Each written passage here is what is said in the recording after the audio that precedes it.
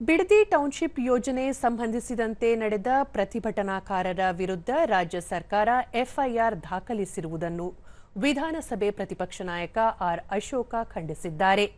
ಈ ಸಂಬಂಧ ರಾಮನಗರ ತಾಲೂಕಿನ ಬೈರಮಂಗಲ ಪಂಚಾಯಿತಿ ವ್ಯಾಪ್ತಿಯ ಮಂಡಲಹಳ್ಳಿ ಗ್ರಾಮಕ್ಕೆ ನಿನ್ನೆ ಭೇಟಿ ನೀಡಿ ರೈತರ ಸಮಸ್ಯೆಯನ್ನು ಆಲಿಸಿದರು.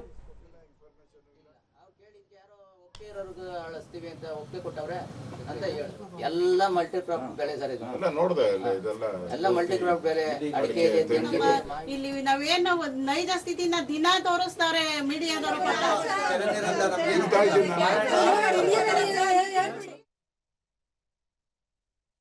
ಏನ್ ಟೈಮ್ ತಗೊಂಡಿದ್ದಾರೆ ಅಂದ್ರೆ ಇವರೆಲ್ಲ ಮಟ್ಟ ಆರ್ ಅಶೋಕ ಬಿಡದಿ ಟೌನ್ಶಿಪ್ ಯೋಜನೆಯನ್ನು ಯಾವುದೇ ಕಾರಣಕ್ಕೂ ಜಾರಿಯಾಗಲು ಬಿಡುವುದಿಲ್ಲ.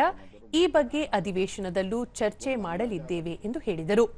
ಕಾನೂನು ಪ್ರಕಾರ 7 ದಿನಗಳ ಮುನ್ನ ನೋಟಿಸ್ ನೀಡಿ ಸ್ವಾಧೀನ ಮಾಡಬೇಕು. ಆದರೆ ಈ ನಿಯಮವನ್ನು ಉಲ್ಲಂಘನೆ ಮಾಡಿದೆ. ರೈತರು ತಮ್ಮ ಜಮೀನು ಉಳಿಸಿಕೊಳ್ಳಲು ಹೋರಾಟ ಮಾಡಿದ್ದಾರೆ ಹೊರತು ಯಾವುದೇ ಕೃತ್ಯವೆಸಗಿಲ್ಲ, ಕೊಲೆ ಮಾಡಿಲ್ಲ.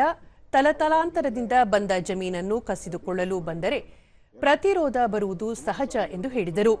ರೈತರ ಹೋರಾಟ ತೀವ್ರಗೊಂಡ ಹಿನ್ನೆಲೆಯಲ್ಲಿ ರಾಜ್ಯ ಸರ್ಕಾರವು ಈ ವಿಚಾರವನ್ನು ವಿಷಯಾಂತರ ಮಾಡಿ ವೈಯಕ್ತಿಕ ವಿಚಾರಗಳನ್ನು ಪ್ರಸ್ತಾಪ ಮಾಡುತ್ತಿದೆ. ರೈತರ ವಿರುದ್ಧದ ಪ್ರಕರಣಗಳನ್ನು ಕೂಡಲೇ ಹಿಂಪಡೆಯಬೇಕು ಎಂದು ಒತ್ತಾಯಿಸಿದರು.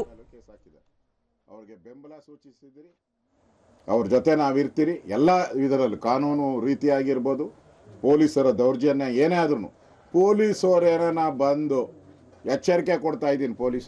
ಪೊಲೀಸವ್ರೇನ ಬಂದು ಅವ್ರ ಮೇಲೆ ಮೈ ಮುಟ್ಟಿದ್ರೆ ಹುಷಾರ್, ಮುತ್ತಿಗೆ ಹಾಕ್ಬಿಡ್ತೀರಿ. ನಿಮ್ಮ SP ಆಫೀಸ್ ಇರ್ಬೋದು, ಪೊಲೀಸ್ ಸ್ಟೇಷನ್ ಮುತ್ತಿಗೆ ಹಾಕ್ಬಿಡ್ತೀರಿ ನಿಮ್ಮ ಪೊಲೀಸ್ ಸ್ಟೇಷನ್ಗೆ.